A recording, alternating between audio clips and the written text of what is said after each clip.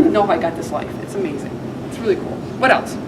Right there. Whenever you're writing a book, do you ever feel like it starts to get too emotional for you and you kind of stop? Yeah. Actually, my husband's he's actually better at noticing that than me. Winter Girls was one of the hardest ones for me because that's a really intense book. It's a really intense look into the mind of somebody who is not well, somebody who's really had their brain kind of altered.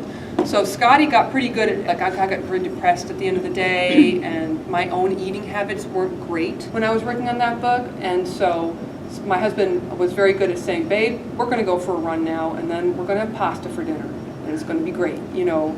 And you have to know that, because especially if you're writing about stuff that's emotional. When my children were younger, you know, they're all grown now, all through college, but when they were younger, and I would often, if I was working on something difficult, I would stop early and go out and shoot baskets or something just to kind of clear my head so I wouldn't be in that dark place in the book when the kids came through the door.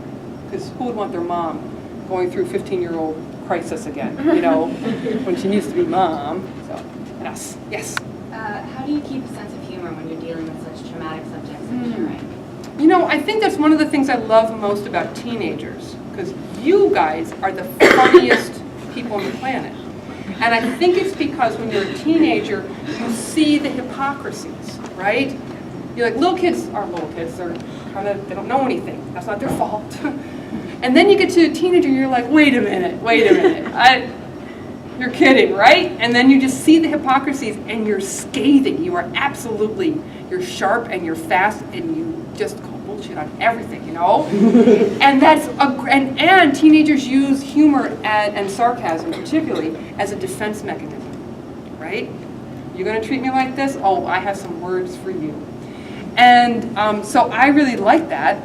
My mom is a very funny woman, so if I'm funny, it's because my mom was funny. And my mom, she has what's called a dark sense of humor. In like the darkest, most troubled times, that's when my mom would be really super funny. Like when she was on her way into surgery, you know, asking people to cut her fingers off and stuff. And like the nurses were like, no, don't say those are negative thoughts. You shouldn't have negative. And she was just pissing herself. She was laughing so hard. This is before the anesthetic even. So I think that, I forgot your question, but it was humor. Say it again. I didn't answer. How do you keep a sense of humor when you're dealing with so much trauma? I don't think you have a choice, because it's really easy to drown. And so you have to.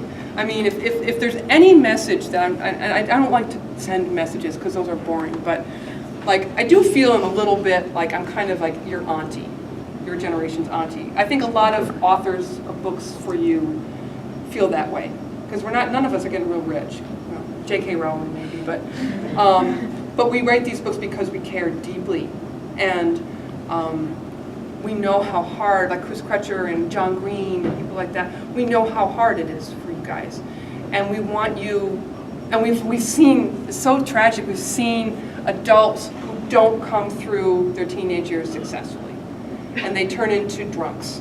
And they turn into really unhappy, angry people. And they don't have to. So we're trying to write books that will help you either figure out what it is that you're going through, figuring out what the world is like, so you can turn into an adult that's happy, who laughs more than they cry.